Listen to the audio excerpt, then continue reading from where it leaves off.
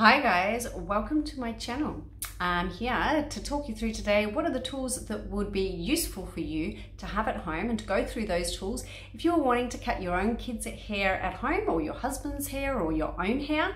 I'm going to talk through all of that I use, and I'll put links down the bottom so that you'll be able to purchase them yourself or have a look at something similar. You might be able to find these tools that I recommend, some are going to be at a pharmacy, some might be at a hairdressing supplies. If you've got one nearby, you can go and have a look and a feel.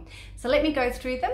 If you like any of this kind of information about doing your own hair at home, I'm a hairdresser that's been hairdressing for 20 years, so I've done a few haircuts. Please subscribe to my channel and give me a thumbs up, give me a comment, let me know what you would like to know more about. Okay, let's get straight into it. So haircuts on little boys, haircuts on men, clippers is going to be one of your first go-tos. So let me show you my clippers. Okay, so Wild is known for being one of the best brands within the industry in clippers. Okay, so here being my Wild clippers, I have my clippers here. You'll see that there's an arm here. What this enables you to do is when you are clippering, you can either go to the skin or you can use the arm to go to a 0.5. Okay, when you order your clippers, you're going to get a whole lot of clipper guards, all the way from 1 up to 7 or 8. Okay, so the clippers, you have the option of going from 0 to half just with the clippers on their own. Okay, let me show you the clipper guards from 1, 2, all the way up to, now I have a number 7. To use a clipper guard, you would just click it on. So you can see it's quite easy, just clicks on. You want to make sure that's on properly. There's often a story of someone clippering someone's hair, the clipper guard's not been on properly, flicks off, and they've taken a big chunk out. So you want to make sure that when you use your clippers, your clipper guard is on really snug. So the difference here between a number 2 and a number 7. Okay, so you can see the length here is going to be a lot longer than a number 2. What you'll find with your clippers that you often just use from number 1 through to number 4, but there'll be times where you might like to have the option of using a clipper this size. When you're doing this size, I would usually prefer to use my scissors and a comb to achieve that length, but you may want to use your clippers all the way up to a number 7. Okay, so clippers and clipper guards, excellent, done. What we need next from there is, I recommend a set of trimmers, for the reason that, first of all, we could use our clippers, that's for sure, because you can do a number 1 with your clippers.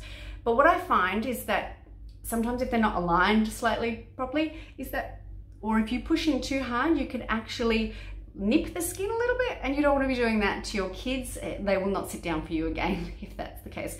So I often like to use a pair of trimmers.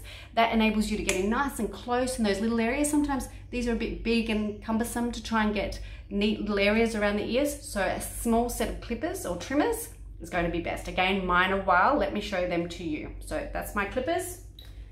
These are my trimmers. Again, Wild. So trimmers, these ones are rechargeable, and it also is cordless. So I like these to be cordless for the reason that I don't have to worry about a cord getting in the way. If I'm trying to do little areas, awkward angles, I've got my little set of trimmers. So these are going to be really useful. I'll put a link in the bottom to give you an example of something that's possible to be purchased online, not very expensive at all, and they're going to be really valuable. Going into my scissors and comb.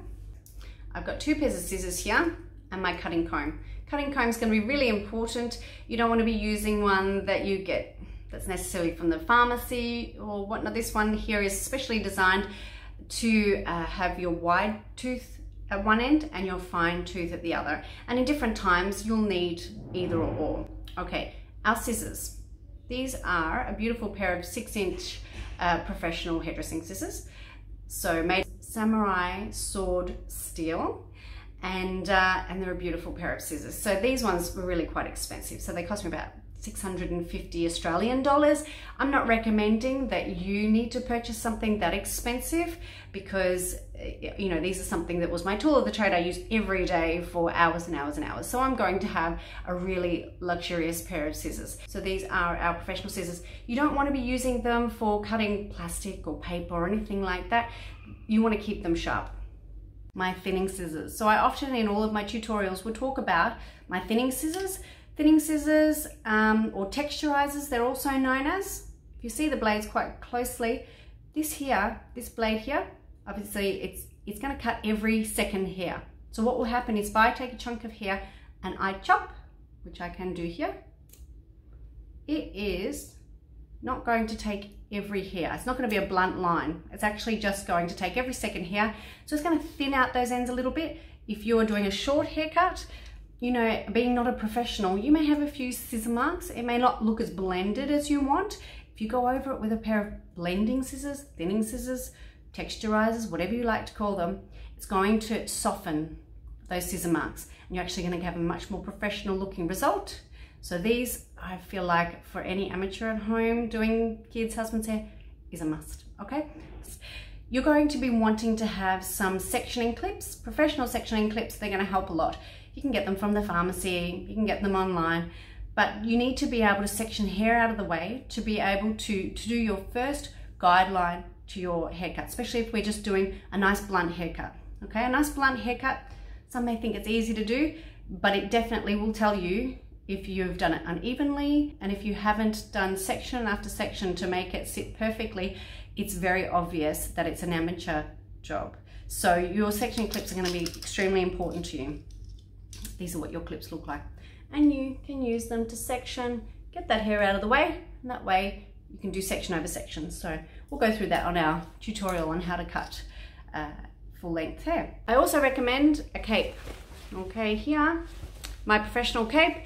It's got buttons, sometimes they have Velcro to be able to get nice and snuggy on your kids or on your husband. The last thing you want is for little hairs to be going down the back of their neck, to be itchy and whatnot. They're not going to be very happy with that. One thing I recommend is an apron for yourself to protect your clothes. That doesn't have to be a professional apron. I have my own professional apron, but it's something that you can use your kitchen apron, that's fine. Those little hairs get stuck in your clothes. No matter how much you wash them, sometimes those hairs are still there and it's really, really annoying. So hopefully I've given you some tips on what you need to be able to start doing your kids' hair at home. Hopefully this was helpful.